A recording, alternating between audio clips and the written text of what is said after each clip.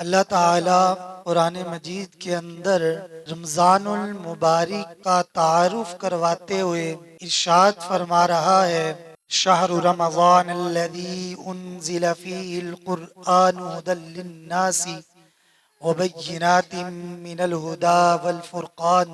اس آیت مبارکہ سے ہمیں یہ بات معلوم ہوتی ہے کہ رمضان المبارک کا اور قرآن مجید کا ایک خاص ربط ہے۔ قرآن مجید جیسی مقدس کتاب کے نزول کے لیے رمضان المبارک جیسے پر عظمت مہینے کا انتخاب کیا۔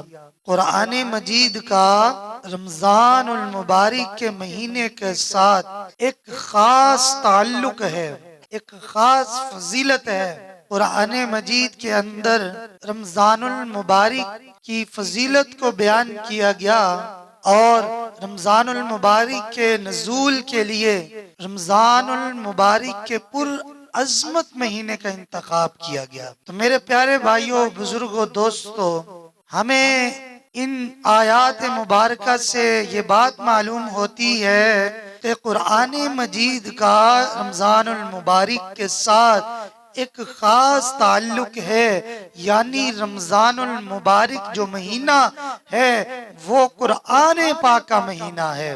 حدیث مبارکہ میں آتا ہے جس کا مفہوم یہ ہے، نبی کریم صلی اللہ تعالی علیہ وسلم نے ارشاد فرمایا کہ قرآن پاک کے ایک حرف کو پڑھنے پر 10 نیکیاں ملتی ہیں، 10۔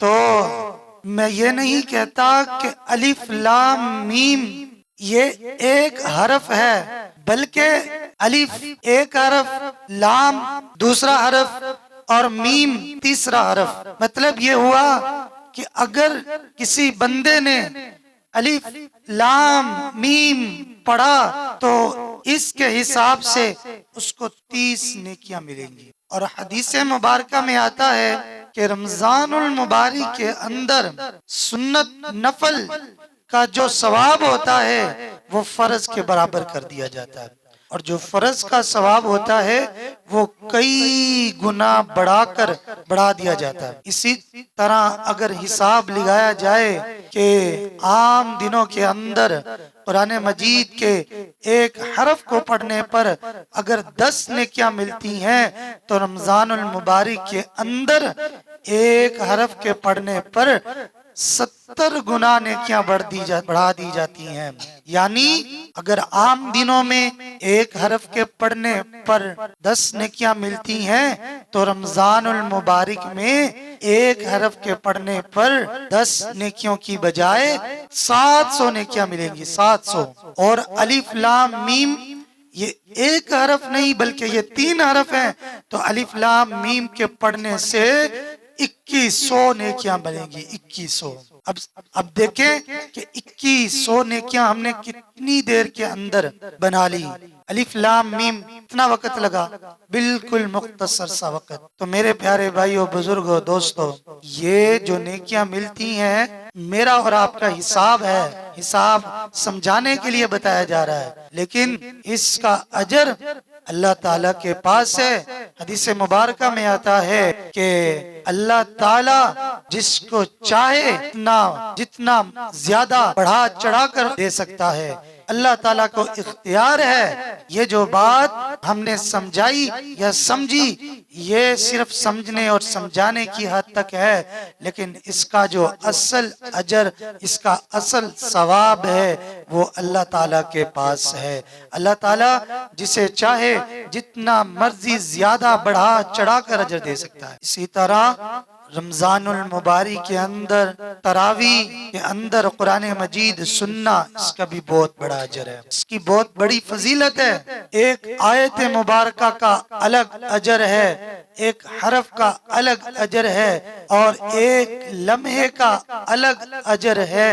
میرے پیارے بھائیوں، بزرگوں، دوستوں، حدیث مبارکہ میں آتا ہے جس کا مفہوم یہ ہے، نبی کریم صلی اللہ تعالی علیہ وسلم نے ارشاد فرمایا کہ جو بندہ رات کو 10 آیت مبارکہ کی تلاوت کرے گا تو اس کا نام غافلوں میں نہیں لکھا جائے گا، اور فرمایا کہ جو بندہ بندی 100 آیتوں کی تلاوت کرے گا تو اللہ تعالی اس کا نام عبادت گزاروں میں لکھے گا۔ تو میرے پیارے بھائیوں، بزرگوں، دوستوں، قرآن مجید کی تلاوت کرنے کا کتنا بڑا انعام، کتنا بڑا اجر، اور رمضان المبارک کے ساتھ اتنا بڑا اجر رکھا ہے، یعنی رمضان مبارک میں ہر عبادت کا ثواب بڑھا چڑھا کر دیا جاتا ہے۔ تو میرے پیارے بھائیوں، بزرگوں، دوستوں، کم از کم ہمیں قرآن مجید کی تلاوت کے لیے تھوڑا سا وقت کا تو معمول بنا لینا چاہیے کہ روزانہ کم سے کم 10 آیتیں پڑھ لی جائیں، 20 آیتیں پڑھ لی جائیں، 100 آیتیں پڑھ لی جائیں۔ تو میرے پیارے بھائیوں، قرآن مجید کا رمضان المبارک کے ساتھ ایک خاص تعلق ہے، ایک خاص ربط ہے، اور جو دوسری رمضان المبارک کی خاص عبادت ہے وہ روزہ ہے، اس کے ذریعے سے اللہ تعالیٰ کا قرب نصیب ہوتا ہے اور اللہ تعالیٰ کی نعمتوں کا شکر ادا کرنے کی توفیق ملتی ہے۔ اور اللہ تعالیٰ نے، اور کوئی یہ سمجھے نا کہ اللہ تعالیٰ نے اپنے بندوں کو روزہ رکھنے کا حکم اس لیے دیا کہ اپنے بندوں کو تنگی میں، مشکل میں ڈالا جائے، بلکہ اللہ تعالیٰ نے اسی آیت مبارکہ میں یہ بات فرمائی، اگر کوئی بیمار ہے یا سفر پر ہے تو سردست اس کے لیے روزہ رکھنا ضروری نہیں، بلکہ جب دوسرے وقت اسے سہولت ہو تو وہ اس فرض سے سبق دوز ہونے کی گنجائش ہے۔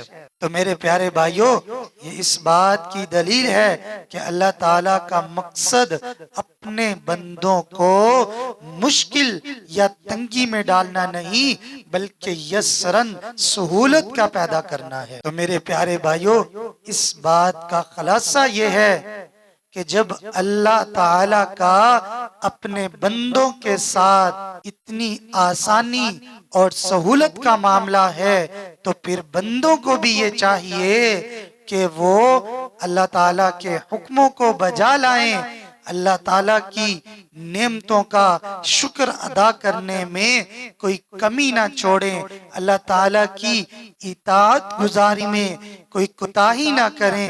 اللہ تعالیٰ سے دعا ہے کہ اللہ تعالیٰ ہمیں شکر گزار بندوں میں اور اطاعت گزار بندوں میں شامل فرما دے، آمین یا رب العالمین۔